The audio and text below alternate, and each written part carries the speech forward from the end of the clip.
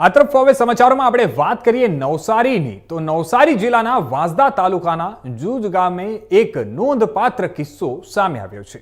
આદિવાસી પરિવારોને તેમના જમીન પરથી બેદખલ કરવા માટેનું કારસો રચાઈ રહ્યો છે।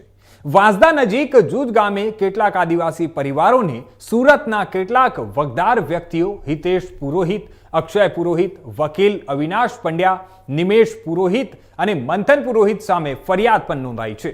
ધાક ધમકી આપીને જમીનમાંથી આ બેદખલ કરવાની ફરિયાદ ઉલ્લેખ કરે છે।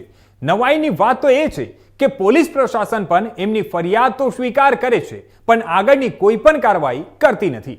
સરકાર તરફથી અનુસૂચિત જાતિ અને અનુસૂચિત જનજાતિ અત્યાચાર નિવારણ ધારો 1989 ની વાતો તો થાય છે પણ કદાચ વાંસદાના સંધિ અધિકારી એને માહિરને કાને આ વાત પહોંચતી નથી।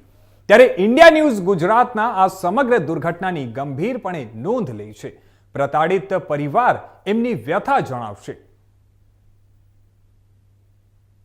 વાંસદા તાલુકાના જૂજ ગામ જે ખૂબ અંતરિયાળ વિસ્તારનું ગામ છે, ત્યાં આદિવાસીઓ પરંપરાગત રીતે પોતાની ખેતીઓ કરતા આવ્યા છે અને પેટીયું રળતા આવ્યા છે।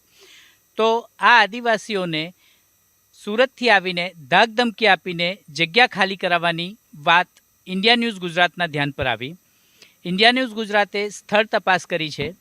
પોલીસમાં જ્યારે ફરિયાદ નોંધાવી ત્યારે પોલીસ તરફથી એ ફરિયાદનું યોગ્ય નિકાલ નથી આવતો અને એના પર ધ્યાન દોરવામાં નથી આવતું। તો આ અંગે ઇન્ડિયા ન્યૂઝ ગુજરાત પોલીસને યોગ્ય કાર્યવાહી કરવા માટે પ્રકાશ પાડે છે। 1996માંથી આ જમીન મેં ખેડતો છું અને આ જમીન સાંભે છે, આ મેં બતાવું। હા, આમાં છે ને સુરતવાળા આવીને મને ધમકી આપે કે આ દિવાળી પછી જમીન છોડી દેજે।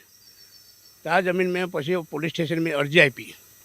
પોલીસ સ્ટેશન અરજી આપી, એમાં સાહેબ લોકોને અરજી આપી, પછી સાહેબ લોકો આ તપાસ કરવા આવ્યા નથી। પોલીસમાં ફરિયાદ કરેલી છે, તેનું કંઈ જવાબ આવ્યા નથી, તપાસ કરી નથી।